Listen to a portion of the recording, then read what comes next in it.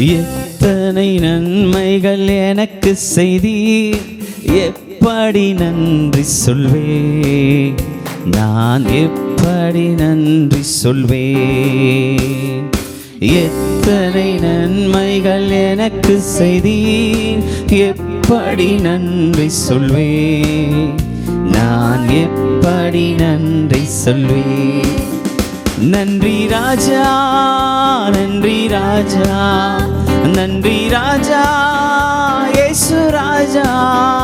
நன்றி ராஜா, நன்றி ராஜா, நன்றி ராஜா, இயேசு ராஜா.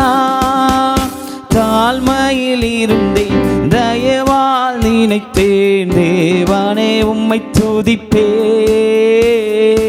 தாழ்மையில் இருந்தேன், தயவாய் நினைத்தேன், தேவனே உம்மை துதிப்பேன், தேவனே உம்மை துதிப்பேன். சேர்ந்து எத்தனை நன்மைகள் எனக்கு செய்தீரப்பா.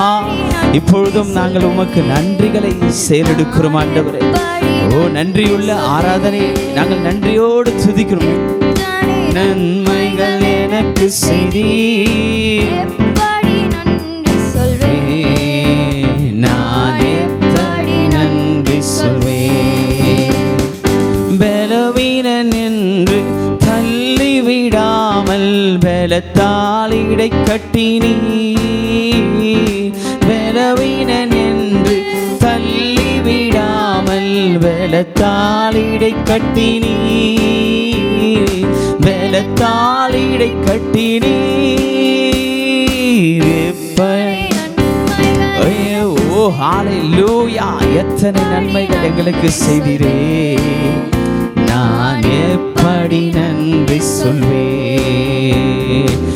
எத்தனை நன்மைகள் எனக்கு செய்தீர், எப்படி நன்றி சொல்வேன், நான் எப்படி நன்றி சொல்வேன். நன்றி ராஜா, நன்றி ராஜா, நன்றி ராஜா, நன்றி ராஜா, இயேசு ராஜா. நன்றி ராஜா, நன்றி ராஜா, நன்றி ராஜா, இயேசு ராஜா. பாவத்திலே மாறித்து போயிருந்தேன், கிருபையால் ரட்சித்தீரே. பாவத்தினால் மாறித்து போயிருந்தேன், கிருபையால் ரட்சித்தீரே. கிருபையால் ரட்சித்தீரே. எத்தனை, நீங்க சொல்லுங்களேன், நீங்க சொல்லுங்களேன் இருக்கிற இடத்துல. அப்பா, எப்படி நன்றி சொல்வேன் ஆண்டவரே, நன்றி சொல்லுவோம். ஓ, எத்தனை நன்மைகள் எனக்கு செய்தீர், நான் எப்படி நன்றி சொல்வேன். நன்றி ராஜா, நன்றி ராஜா, நன்றி ராஜா, இயேசு ராஜா. நன்றி ராஜா, நன்றி ராஜா, நன்றி ராஜா, இயேசு ராஜா. எனக்காக மரித்தி, எனக்காக உயிர்த்தி, எனக்காய் மீண்டும் வருவி. எனக்காக மரித்தி, எனக்காக உயிர்த்தி, எனக்காய் மீண்டும் வருவி. எனக்காய் மீண்டும் வருவி. எத்தனை நன்மைகள் எனக்கு, ஓ, எப்படி நன்றி சொல்வேன், நான் எப்படி நன்றி சொல்வேன்.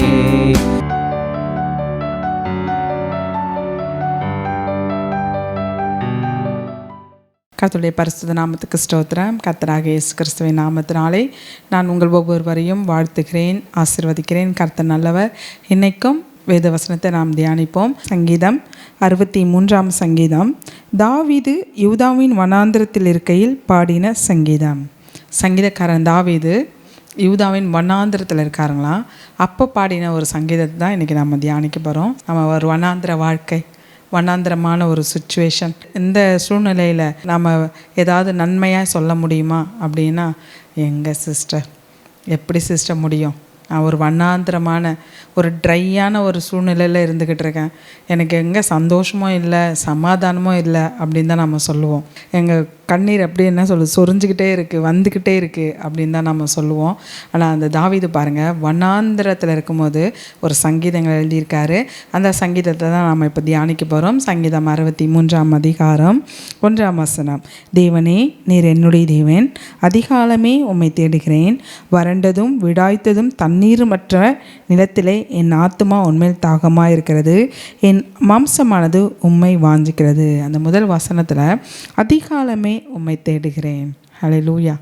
அவரோட வாஞ்சை பாருங்கள், என் ஆத்துமா உண்மையில் தாகமாக இருக்கிறது அப்படின்னு சொல்லி அதிகாலமே நான் உங்களை தேடுகிறேன். அந்த முதல் வசனத்தில் ரொம்ப அழகாக தெளிவாக ஆண்டவர் மேலே ஆண்டவரை எப்படி தேடுகிறார் அப்படின்றத அவர் சொல்கிறார் பாருங்கள். காலையில் எழுந்த உடனே உங்களை தான் தேடுவேன் அப்படின்னு சொல்லி அந்த முதல் வசனத்தில் ரொம்ப தெளிவாக சொல்கிறாரு. 2வது வசனம் பாருங்கள், இப்படி பரிசுத்த ஸ்தலத்தில் உம்மை பார்க்க ஆசையாக இருந்து உமது வல்லமையையும் உமது மகிமையும் கண்டேன்.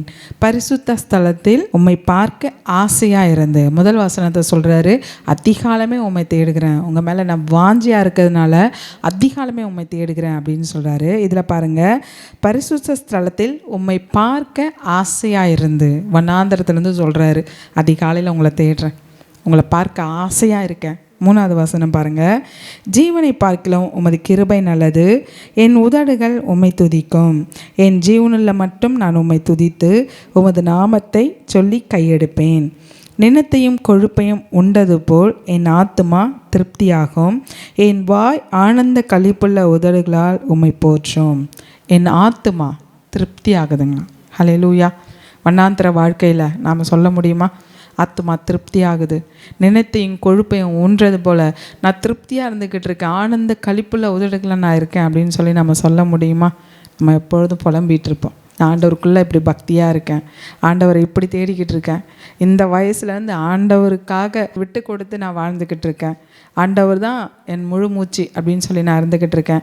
ஆனால் எனக்கு இப்படி ஒரு வனாந்திர வாழ்க்கை, எனக்கு இப்படி போராட்டம், எனக்கு இப்படி பிரச்சனை அப்படின்னு சொல்லி நம்ம புலம்புவோம். ஆனால் அவர் பாருங்கள், அதிகாலை தேடுறேன், நான் வாஞ்சிக்கிறேன், அதுக்காக நான் ஆசையாக இருக்கேன், அது மட்டும் இல்லாமல் திருப்தியாக இருக்கேன், நினத்தையும் கொழுப்பையும் உண்டது போல் நான் திருப்தியாக இருக்கேன் அப்படின்னு சொல்கிறாரு. அது மட்டும் இல்லாமல் 7வது வசனத்தில், நீர் எனக்கு துணையாக இருந்ததினால் உமது செட்டைகளின் நிழலில் களி கூறுகிறேன். ஹல்லேலூயா. அவருடைய செட்டைகளின் நிழலில் களி கூறுகிறாராம், திருப்தியாக இருக்கார். அதுக்கப்புறம் இல்லை, களி கூறுகிறாராம் அவருடைய செட்டை நிழலில்.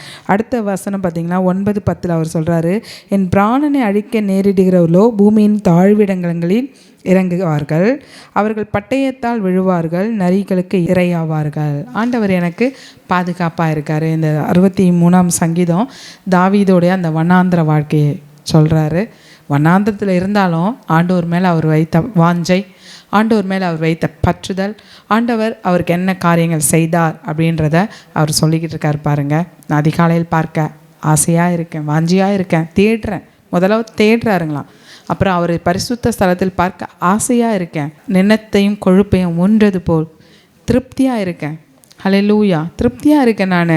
அது மட்டும் இல்லாமல் அவருடைய சட்டைகளின் நிழலில் நான் களி கூறுகிறேன். ஹல்லேலூயா. நம்மை திருப்தியாய் நடத்துகிற ஆண்டவர். ஹல்லேலூயா. ஹல்லேலூயா. வண்ணாந்திர வாழ்க்கையில் விதைப்பும் அறுப்பும் கிடையாதுங்களாம். ஒரு வண்ணாந்திரம். அன்றைக்கி இஸ்ரவேல் ஜனங்க வண்ணாந்திரத்தில் போயிட்டுருக்காங்க, அங்கே விதைப்பும் இல்லை அறுப்பும் இல்லை, ஆனாலும் ஆண்டவர் நம்மை போஷிக்கிற ஆண்டவர். ஹல்லேலூயா. ஆனந்த களிப்புள்ள உதடுகளால் நம்மை புகழ வைக்கிற ஆண்டவர் நம்முடைய ஆண்டவர். ஹல்லேலூயா. நம்மை திருப்தியாக்கி நடத்துவார்.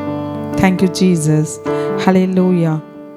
தேவையெல்லாம் அறிபவரே, தேவைக்கேற்ற உதவி செய்பவரே, தேவையெல்லாம் அறிபவரே, தேவைக்கேற்ற உதவி செய்பவரே, தேற்றிடும் என் தெய்வமே, தினம் என்னை காப்பவரே, தேற்றிடும் என் தெய்வமே, தினம் என்னை காப்பவரே, தேவையெல்லாம் அறிபவரே, தேவைக்கேற்ற உதவி செய்பவரே, தேவையெல்லாம் அறிபவரே, தேவைக்கேற்ற உதவி செய்பவரே.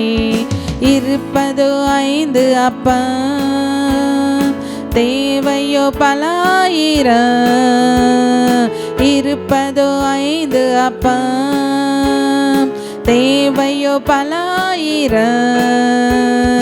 திருப்தியாய் சாப்பிட வைத்து மீதம் எடுக்க வைப்பீ. திருப்தியாய் சாப்பிட வைத்து மீதம் எடுக்க வைப்பீர். தேவையெல்லாம் அறிபவரே, தேவைக்கேற்ற உதவி செய்பவரே, தேவையெல்லாம் அறிபவரே, தேவைக்கேற்ற உதவி செய்பவரே. சங்கீதம் 63:5 சங்கீதக்காரன் தாவீது பாருங்க, நினைத்தையும் கொழுப்பையும் உண்டது போல் என் ஆத்மா திருப்தியாகும், என் வாய் ஆனந்த களிப்புள்ள உதடுகளால் உம்மை போற்றும். என் வாய் திருப்தியாகும் அப்படின்னு சொல்லி சொல்கிறார். ஹல்லேலூயா, ஹல்லேலூயா. அதில் 7வது வசனம் பாருங்கள், நீர் எனக்கு துணையாக இருந்ததினால் உமது செட்டைகளின் நிழலில் களி கூறுகிறேன். அவருடைய செட்டைகளின் நிழலில் களி கூறுதலாம். ஹல்லேலூயா. காலையில் உங்களை பார்க்க தேடுகிறேன், அது மட்டும் இல்லை. 2வது வசனத்தில் நான் ஆசையாக இருக்கேன். 3வது திருப்தியாக இருக்கேன். 7வது வசனம் சொல்கிறாரு, களி கூறுகிறேன். கர்த்தருடைய செட்டையின் நிழலில் நான் களி கூறுகிறேன். ஹல்லேலூயா. சங்கீதம் 36 5, 6, 7 வசனங்கள். கர்த்தாவே, உமது கிருபை வானங்களில் விளங்குகிறது, உமது சத்திய மேக மண்டலங்கள் பரியந்தம் எட்டுகிறது. உமது நீதி மகத்தான பர்வதங்கள் போலவும் உமது நியாயங்கள் மகா ஆழமாகவும் இருக்கிறது. கர்த்தாவே, மனுஷரையும் மிருகங்களையும் காப்பாற்றுகிறீர். தேவனே, உம்முடைய கிருபை எவ்வளவு அருமையானது. தாவீது சொல்கிறாரு, உம்முடைய கிருபை எவ்வளவு அருமையானது. அதனால் மனுபுத்திரர் உமது செட்டைகளின் நிழலை வந்தடைகிறார்கள். உமது ஆலயத்தில் உள்ள சம்பூரத்தினால் திருப்தி அடைவார்கள். ஹல்லேலூயா. அவருடைய செட்டையின் நிழலில் மனுபுத்திரர் வருவாங்களாம், ஆலயத்தில் திருப்தி அடைவார்கள். ஹல்லேலூயா. அவருடைய செட்டை நிழலில் களி கூறுதல் உண்டு, ஆலயத்தில் இருக்கும்போது திருப்தி அடைவார்கள் அப்படின்னு சொல்லி நாமும் அவருடைய சட்டைகளின் கீழ் அடைக்கலமாய் வரும்போது நமக்கு களி கூறுதலை உண்டாக்குகிற ஆண்டவர் நம்முடைய ஆண்டவர். ஹல்லேலூயா. ரோமருக்கு எழுதின நிருபத்தில் நம்ம பார்த்தோம்னா 14:17 தேவனுடைய ராஜ்யம் புசிப்பும் குடிப்பும் அல்ல, அது பரிசுத்த ஆவியினால் உண்டாகும் சந்தோஷமாக இருக்குதுங்க. ஹல்லேலூயா. ஏதோ தேவனுடைய ஆலயம்னா புசிப்போம் குடிப்போம் நடனம் டான்ஸ் ஆடுறது பாட்டு பாடுறது இதுதான் இல்லை, அது பரிசுத்த ஆவியினால் உண்டாகும் சந்தோஷம். இதே தான் தாவீதும் சொல்கிறாரு, தேவனுடைய ஆலயத்தில் வருகிறவர்கள் திருப்தி அடைவார்கள். ஹல்லேலூயா, ஹல்லேலூயா. நினைத்தையும் கொழுப்பையும் உண்டது போல் திருப்தி அடைவார்கள் அப்படின்னு சொல்லி பரிசுத்த ஆவியானவர் நமக்கு சந்தோஷம் சமாதானத்தை கொடுப்பார். கர்த்தருடைய செட்டை முதலாவது நமக்கு களி கூறுதலை கொடுக்கும். 2வதா கர்த்தருடைய சட்டைகள் நம்ம என்ன பண்ணோம் அப்படின்னு சொல்லி நம்ம மோசேயுடைய வாழ்க்கையில் பார்க்கலாம். யாத்ராகமம் புத்தகத்தில் 19ஆம் அதிகாரம் 3-4 வசனங்கள். மோசே தேவனிடத்திற்கு ஏறி போனான். கர்த்தர் மலையிலிருந்து அவனை கூப்பிட்டு, நீ யாக்கோபு வம்சத்தாருக்கு செல்லவும் இஸ்ரவேல் புத்திரருக்கு அறிவிக்க வேண்டியது என்னவென்றால், நான் எகிப்தியருக்கு செய்ததையும் நான் உங்களை கழுகுகளுடைய சட்டைகளின் மேல் சுமந்து உங்களை என் நண்டையில் சேர்த்து கொண்டதையும் நீங்கள் கண்டிருக்கிறீர்களே. நான் எகிப்தியருக்கு என்ன செய்ததுன்னு பார்த்தீங்க, அது மட்டும் இல்லாமல் கழுகுகளுடைய சட்டைகளின் மேல் சுமந்து. ஹல்லேலூயா, ஹல்லேலூயா. கழுகுகளுடைய சட்டைகள் மேலே எப்படி கழுகு குஞ்சுகளை அது சுமந்து வருமோ அதுபோல் நான் சுமந்து வந்ததை நீ யாக்கோபு புத்திரருக்கும் இஸ்ரவேல் புத்திரருக்கும் நீங்கள் சொல்லணும் அப்படின்னு சொல்லி மோசேக்கிட்ட இங்கே சொல்கிறார் பாருங்கள். அது மட்டும் இல்லாமல் உபாகமம் 32ஆம் அதிகாரம் 10ஆம் வசனம். பாழான நிலத்திலும் ஊளையிடுதல் உள்ள வெறுமையான அவாந்திர வழியிலும் அவனை கண்டுபிடித்தார், அவனை நடத்தினார், அவனை உணர்த்தினார், அவனை தமது கண்மணியைப் போல காத்தறினார். 11ஆவது வசனம். கழுகு தன் கூட்டை கலைத்து தன் குஞ்சுகளின் மேல் அசைவாடி தன் சட்டைகளை விரித்து அவைகளை எடுத்து அவைகளை தன் சட்டைகளின் மேல் சுமந்து கொண்டு போகிறது போல கர்த்தர் ஒருவரை அவனை வழி நடத்தினார், அந்நிய தேவன் அவரோடு இருந்ததில்லை. ஹல்லேலூயா. ஆண்டவர் பாருங்க, மோசையை எப்படி நான் வழி நடத்தினேன் அப்படின்னு சொல்றாரு பாருங்க. கழுகு தன் குஞ்சுகளின் மேல் அசைவாடி அதை எடுத்து தன் சட்டைகளின் மேல் வைத்து சுமந்து கொண்டு போவதை போல நான் மோசையை நான் சுமந்து கொண்டு வந்தேன். ஹல்லேலூயா. நான் ஒருவரே மோசையை வழி நடத்தினேன், அந்நிய தேவன் அல்ல, வேறு யாரும் கிடையாது, நானே வழி நடத்தினேன் அப்படின்னு சொல்லி சங்கீதக்காரன் தாவீது சொல்கிறாரு. அவருடைய செட்டையின் நிழலில் நான் களி கூறுவேன் அப்படின்னு சொல்லி. இங்கே ஆண்டவரே சொல்கிறாரு, கழுகு சுமந்து வந்தது போல ஒரு தகப்பன் சுமக்கும் விதமாய் நம்மை சுமக்கிற ஆண்டவர். கழுகு தன்னுடைய குஞ்சுகளை அதோட செட்டைகளில் வைத்து மேலே உயர பறந்து அங்கேருந்து பறக்க கற்றுக் கொடுக்காங்களாம். எப்படி பறக்கணும், எப்படி இறை எடுக்கணும் அப்படின்னு சொல்லி அந்த கழுகோட குஞ்சுகளை செட்டைகளை வைத்து அது பறந்து அது கற்றுக் கொடுக்குமா. அது போல் பாருங்கள், நம்முடைய ஆண்டவரும் பரிசுத்த ஆவியானவர் நம்ம கண்ணை வைத்து நமக்கு ஆலோசனை கொடுக்குற ஆண்டவர். அவர் நம்மை சத்தியத்தின் பாதையில் நடத்துகிற ஆண்டவர். எங்கே போகணும், யார்கிட்ட பேசணும், எப்படி பேசணும் அப்படின்னு சொல்லி நமக்கு கற்றுக் கொடுக்குற ஆண்டவர். ஹல்லேலூயா. ஒரு தகப்பன் சுமக்கும் விதமாய். ஹல்லேலூயா. முதலாவது, கர்த்தருடைய செட்டை நிழலில் நமக்கு களி கூறுதல் உண்டு. இரண்டாவது, அவருடைய செட்டை நம்மளை சுமந்து வரும். ஒரு தகப்பன் சுமக்கும் விதமாய் சுமந்து வர்றது மட்டும் இல்லாமல் நம்மை வழி நடத்துவார். ஹல்லேலூயா. மூன்றாவதாய், அவருடைய சட்டையின் நிழல் நமக்கு என்ன பண்ணும் பார்ப்போம். ரூத் 2:12. உன் செய்கைக்கு தக்க பலனை கர்த்தர் உனக்கு கட்டளையிடுவாராக. இஸ்ரவேலின் தேவனாகிய கர்த்தருடைய சட்டைகளின் கீழ் அடைக்கலமாய் வந்த உனக்கு அவராலே நிறைவான பலன் கிடைப்பதாக என்றான். ஹல்லேலூயா. ஹல்லேலூயா. இஸ்ரவேலின் தேவனாகிய கர்த்தருடைய செட்டைகளின் கீழ் வந்த உனக்கு நிறைவான பலன் அவராலே உண்டாவதாக. இங்கே பாருங்கள், போவாஸ் இந்த ரூத்தை பார்த்து சொல்கிறாரு. ரூத் எல்லாத்தையும் இழந்துட்டாங்க, தன்னுடைய வாழ்க்கையை இழந்தாங்க, தேசத்தை இழந்தாங்க, தன்னுடைய மாமியாராகிய நகோமியை மாத்திரம் நம்பி உன் ஜனம் என் ஜனம், உன் உறவு என் உறவு அப்படின்னு சொல்லி பாருங்கள். போவாஸ் அவர் தான் சொல்கிறாரு, உங்களுக்கு நிறைவான பலன் கிடைப்பதாக. இஸ்ரவேலின் தேவனுடைய செட்டைகளின் நிழலில் வந்தீங்க இல்லையா, உங்களுக்கு நிறைவான பலன் அப்படின்னு சொல்லி. நம்ம அவருடைய செட்டைகளின் நிழலில் இருக்கும்போது நமக்கு நிறைவான பலன் கொடுக்குற ஆண்டவர். ஹல்லேலூயா. குடும்பத்தை இழந்திருக்கீங்களா? உங்கள் கணவரை இழந்திருக்கீங்களா? இல்லை உங்கள் பிள்ளைகளை இழந்து இப்போ சோர்ந்து போயிருக்கீங்களா? ஆண்டவரே தஞ்சம் அப்படின்னு சொல்லியிருக்கீங்களா? அவரால் உங்களுக்கு நிறைவான பலன். ஹல்லேலூயா. அன்னைக்கு ரூத்துக்கு கொடுத்த ஆண்டவர், என்னுடைய மாமியாரின் தேவன் எனக்கு போதும் அப்படின்னு சொல்லி கடந்து வந்த அந்த ரூத்துக்கு செய்த ஆண்டவர். ஹல்லேலூயா. இந்த இயேசு எனக்கு என்ன செய்வார்? தேடி போன சகேயுவுக்கு ரட்சிப்பு கொடுத்தார் இல்லையா, இந்த சகேயுவின் தேவன் எனக்கு என்ன செய்வார் அப்படின்னு சொல்லி சகேயுவை போல இயேசு எப்படிப்பட்டவரோ அப்படின்னு சொல்லி நீங்கள் ஆண்டவர்கிட்ட தஞ்சமாக வந்திருக்கலாம். இல்லை அந்த கானானிய ஸ்திரியை போல இந்த இயேசுக்கு பின்னாடி போனால் என்ன செய்வார், என் மன விருப்பத்தின்படி தருவாரா, இல்லை எனக்கு செய்து கொடுப்பாரா அப்படின்னு சொல்லி இந்த இயேசு பின்னாடி நான் போகிறேன் அப்படின்னு சொல்லி கர்த்தராக இயேசு கிறிஸ்துவை நீங்கள் நாடி வரலாம். ஹல்லேலூயா. நிறைவான பலன். நீங்கள் இழந்த காரியம், இழந்த வாழ்க்கையாக இருக்கலாம், இழந்த வேலையாக இருக்கலாம், இல்லை இழந்த சொத்துக்களாக இருக்கலாம், அவர் நிறைவான பலன் கொடுக்குற ஆண்டவர்.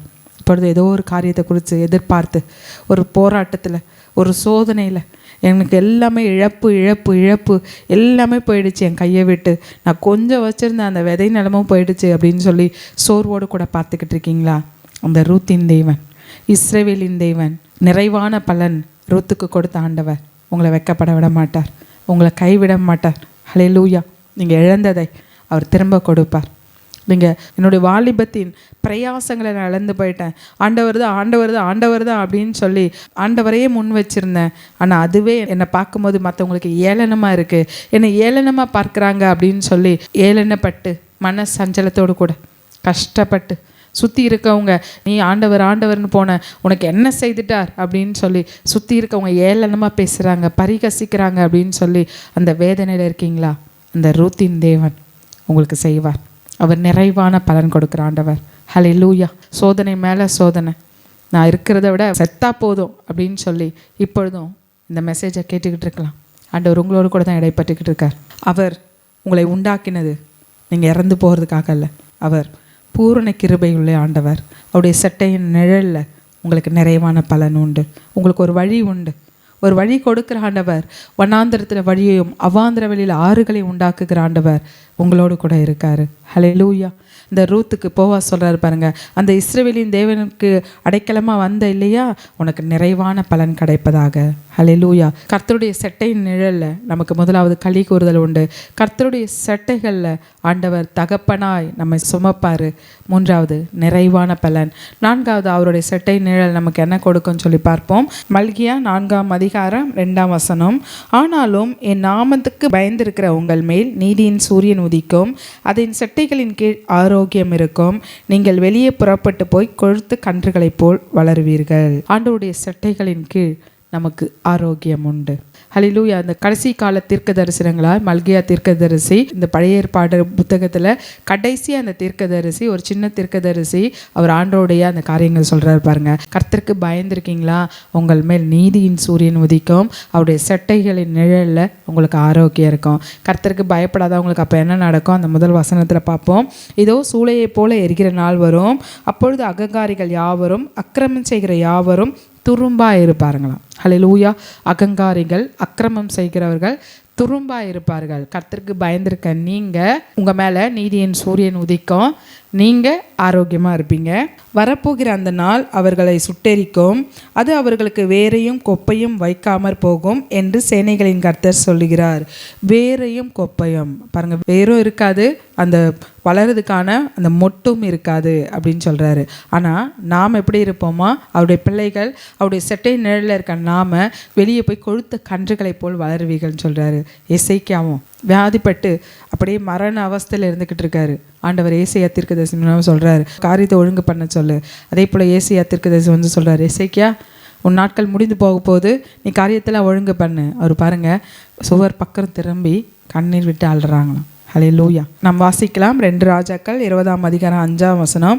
உன் கண்ணீரை கண்டேன், இதோ நான் உன்னை குணமாக்குவேன். ஆண்டவர் பாருங்க, அவர் கண்ணீர் விட்டு கதறாரு. அவ்வளோதான், நாட்கள் முடிஞ்சிச்சா அப்படின்னு சொல்லும் போது, ஒருத்தவங்களுடைய அந்த மரணம் தெரியாத வரைக்கும் எல்லாம் நல்லபடியாக இருக்கும். ஆனால் அடுத்து நமக்கு மரணம் அப்படின்னு சொல்லும் போது எதுலேயுமே சாப்பிட பிடிக்காது, தூங்க பிடிக்காது. மரணத்தை இப்போ வேணால் வரலாம், இன்றைக்கி நைட்டு தூங்கும் போது வரலாம், இல்லை இப்போ நடந்துக்கிட்டு இருக்கும்போது வரலாம் அப்படின்னு சொல்லி அந்த மரண பயம். இந்த எசேக்கியா பாருங்கள், சுவர் பக்கமாக திரும்பி கண்ணீர் விட்டு கதறாங்களாம்.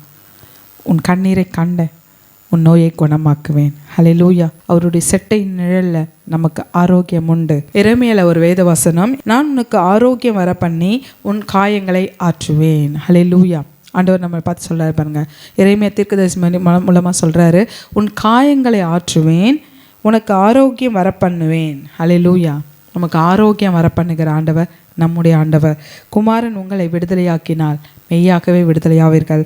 மத்தேயு 8ஆம் அதிகாரம் 17ஆம் வசனத்தில், அவர் தாமே தம்முடைய பலவீனங்களை ஏற்றுக்கொண்டு நம்முடைய நோய்களை சுமந்தார். நம்முடைய பலவீனங்களை ஏற்றுக்கொண்டு நம்முடைய நோய்களை சுமந்தவர் கர்த்தராக இயேசு கிறிஸ்து. ஹல்லேலூயா. அன்றைக்கும் 38 வருடமாய் அந்த பெதெஸ்தா குளத்தாண்டையில் ஒருத்தர் உட்கார்ந்துருக்காரு. எப்போ ஒரு தேவதூதர் வருவார், எப்போ குளம் கலக்கப்படும். ஹல்லேலூயா. என்னை எடுத்துகிட்டு போய் கூட்டிகிட்டு போய் அந்த குளத்தில் விடுறவங்க யார் அப்படின்னு சொல்லி காத்துட்டு உட்காந்துருக்காருங்களாம். அவரை தேடி இயேசு கிறிஸ்து போகிறார். 38 வருடம். நாம் ஒரு 2 நாள் வீட்டுக்குள்ளே அடைஞ்சிருக்கோம்னா டிப்ரெஷன் ஆயிடுச்சு. எங்களுக்கு டிப்ரெஷன் ஆயிடுச்சு. கொஞ்சம் வெளியில் ரவுண்ட்ஸ் போயிட்டு வந்தால் தான் சரியாக இருக்கும், இல்லை உலகம் சுற்றிட்டு வந்தால் தான் சரியாக இருக்கும், இல்லை ஊருக்கு போயிட்டு வந்தால் தான் கொஞ்சம் சரியாக இருக்கும் அப்படின்னு சொல்லுவோம். ஆனால் 38 வருடமாய் ஒரே இடத்துல உட்காந்துருக்கார். எப்போ தேவதூதர் வருவார்? 38 வருடமாய் வீட்டுக்குள்ளே அடைஞ்சு கிடக்க நம்மளால் முடியாது, ஒரு 2 வாரம் இருக்க முடியாது. ஆனால் அவர் பாருங்கள், 38 வருடமாய் அந்த பெதெஸ்தா குளத்தண்டையிலிருந்து தேவதூதர் வருவாரா? அந்த குளம் கலக்கும் போது என்னை யாராவது கொண்டு போய் விடுவாங்களா? அவருடைய இயலாமை. இயேசு கிறிஸ்து வந்து சொல்கிறாரு, சுகம் பெற விரும்புறியா? உன் படுக்கை எடுத்துக்கொண்டு நட. ஹல்லேலூயா. குமாரன் உங்களை விடுதலையாக்கினால் மெய்யாக விடுதலையாவீர்கள். ஹல்லேலூயா. அவருடைய செட்டைகளின் நிழலில் நமக்கு ஆரோக்கியம் உண்டு. சங்கீதக்காரன் தாவீது சொல்கிறாரு, அவருடைய செட்டை நிழல்னால நான் களி கூறுகிறேன், நான் திருப்தியாக இருக்கேன், ஆனந்த களிப்புள்ள உதடுகளை நான் இருக்கேன் அப்படின்னு சொல்லி அவருடைய ஆலயத்தில் நான் பேரின்பத்தில் இருக்கேன் அப்படின்னு சொல்கிறாரு. மோசே ஆண்டவர் வழி நடத்துகிறாரு. அவருடைய செட்டையின் மேல் வைத்து தகப்பன் சுமக்கும் விதமாய் சுமக்கிற நல்ல ஆண்டவர். அந்த ரூத்துக்கு அவருடைய செட்டை நிழலில் நிறைவான பலன் கொடுத்த ஆண்டவர். 4வதா அவருடைய செட்டை நிழலில் நமக்கு ஆரோக்கியம் கொடுக்குற ஆண்டவர். ஹல்லேலூயா. அவருடைய செட்டை நிழலில் நாம் தஞ்சமாகும் போது நமக்கு இப்படிப்பட்ட ஆசீர்வாதங்களை கொடுக்குற நல்ல ஆண்டவர் நம்மோடு கூட இருக்கார். இப்பொழுது நம் கண்களை மூடி அந்த செட்டை நிழல் எங்களுக்கு வேணும் டேடி. ஓ எஸ். வண்ணாந்திர வாழ்க்கையில் நாங்கள் கதறிக்கிட்டு இருக்கோம். நீதிமான் 7 முறை விழுறாங்கன்னு சொல்கிறாங்க, நாங்கள் விழுந்து விழுந்து எழுந்திரிச்சிருக்கோம், எங்களை தூக்கி நிறுத்த யாருமே இல்லைன்னு சொல்லி கலக்கத்தோடு கூட இருக்கலாம். அவருடைய செட்டையின் நிழல் மகனே உங்களுக்கு ஆனந்த களிப்பை உண்டு பண்ணும். அவருடைய செட்டை நிழல் எனக்கு களி கூறுதல் சொன்னதை போல, தாவீது சொல்கிறது போல நம்ம சொல்ல முடியும். ஹல்லேலூயா. உந்தன் சிறகுகளின் நிழலில் என்றென்றும் மகிழச் செய்தீர். உந்தன் சிறகுகளின் நிழலில் என்றென்றும் மகிழச் செய்தீர். இயேசு ராஜா என் பலனானீர், எதற்கும் பயமில்லையே. இயேசு ராஜா என் பலனானீர், எதற்கும் பயமில்லையே. ஓ எஸ், உம்முடைய சிறகுகளின் நிழல்ல அப்பா நாங்கள் களி கூறுகிறோம் டாடி. இப்பொழுதும் என்னோடு கூட ஜெபிக்கிற ஒவ்வொருத்தரையும் உம்முடைய கரத்தில் கொடுக்கிறேன். ஓ எஸ் டாடி, எங்கள் மேல் கண்ணோக்கமாக இருங்க டாடி. எங்களுடைய வனாந்திரமான வாழ்க்கை மாறட்டும். இந்த நிகழ்ச்சியை பார்த்துக்கிட்டு இருக்க பாலைவனமாக இருக்கோம் அப்படின்னு சொல்லி சோர்ந்து போயிருக்காங்களா, அவர்களை சோலைவனமாய் ஆண்டவர் மாற்றுவீராக. அவர்களை மாற்றுவீராக. அவர்களுடைய கண்ணீரின் வாழ்க்கையை, கண்ணீரின் பள்ளத்தாக்கின் வாழ்க்கையை ஆண்டவர் மதுரமாய் மாற்றுவீராக. ஹல்லேலூயா, ஹல்லேலூயா. உம்முடைய சிறகின் நிழல்ல அந்த தாவீது சொன்னதை போல நாங்கள் களி கூறணும். ஓ ஏஸ், உம்முடைய சிறகுல எங்களை தகப்பன் சுமக்கும் விதமாய் சுமந்து பரிசுத்த ஆவியானவர் எங்கள் மேல் கண்களை வைத்து எங்களுக்கு ஆலோசனை கொடுப்பாராக. உமது சிறகு நிழல்ல நிறைவான பலன் நாங்கள் பெற்றுக்கொள்ளணும் டாடி. உம்முடைய சிறகு நிழல்ல எங்களுக்கு ஆரோக்கியம் கிடைக்கட்டும். எங்களை தாழ்த்துக்கிறோம், எங்களை வெறுமையாக்குகிறோம். இப்பொழுதும் அப்பா அந்த பெதஸ்தா குளத்தண்டையில் இருந்த அந்த முடக்குவாதனை போல வியாதியோடு கூட இந்த நிகழ்ச்சியை பார்த்துக்கிட்டு இருக்கலாம், மன சஞ்சலத்தோடு கூட இந்த நிகழ்ச்சியை பார்த்துக்கிட்டு இருக்கலாம். ஆண்டவர் நீர் பேசுவீராக, நீர் தொடுவீராக. ஒரு அபுரிகையா உம்முடைய வல்லமையுள்ள கரம், ஒரு அபுரிகையா உம்முடைய வியாதிகளை குணமாக்கும் கரம் அப்பா. ஏஸ்டாடி வியாதிகளை சொஸ்தமாக்கும் உம்முடைய வல்லமையுள்ள கரம் இவர்கள் மீது இப்பொழுதே நீட்டப்படட்டும் டாடி. இயேசுவின் நாமத்தினால ஒரு பிரிகையா, இயேசுவின் ரத்தத்தினால ஒரு அபுரிதினிகையா சுகம் பெருக விரும்புகிறாயா அப்படின்னு சொல்லி அந்த முடக்குவாதனை பார்த்து கேட்ட ஆண்டவர் இப்பொழுதும் குமாரன் நீர் விடுதலையாக்குவீராக.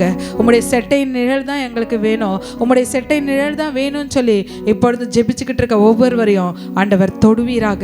உம்முடைய நிறைவான பலன் ஒரு அபூரிகையா இழந்த ஒவ்வொன்றையும் திரும்ப கொடுத்து, ஓ எஸ் டாடி நான் வாகனம் வச்சிருந்தேன், என் வாகனம் இப்படி போயிடுச்சேன்னு சொல்லி அந்த வாகனத்துக்காக கஷ்டப்பட்டுக்கிட்டு, அந்த இழந்து போன வாகனத்துக்காக, இழந்து போன வாழ்க்கைக்காக, இழந்து போன பிள்ளைக்காக, இழந்து போன சரீர சுகத்திற்காக ஜெபிச்சுக்கிட்டு இருக்க அப்பா எஸ் டாடி பிரதரை நீங்க பார்த்துக்கிட்டு இருக்கீங்க, சிஸ்டர்ஸை நீங்க பார்த்துக்கிட்டு இருக்கீங்க.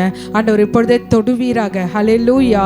அவர்களை இழந்த வருமானங்களை ஆண்டவர் திருப்பி கொடுப்பீராக. இயேசுவின் நாமத்தினால, இயேசுவின் ரத்தத்தினால அவர்கள் ஜெயத்தை சுதந்திரத்து கொள்ள நான் ஆசீர்வதிக்கிறேன் daddy.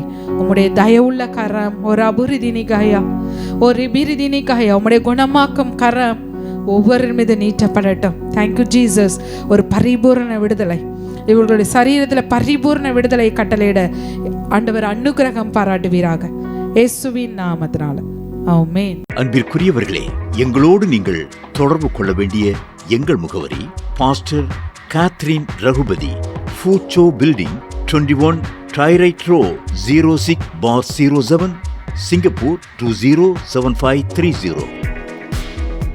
For prayer request in Singapore number 6589872057. For India number 074180718556.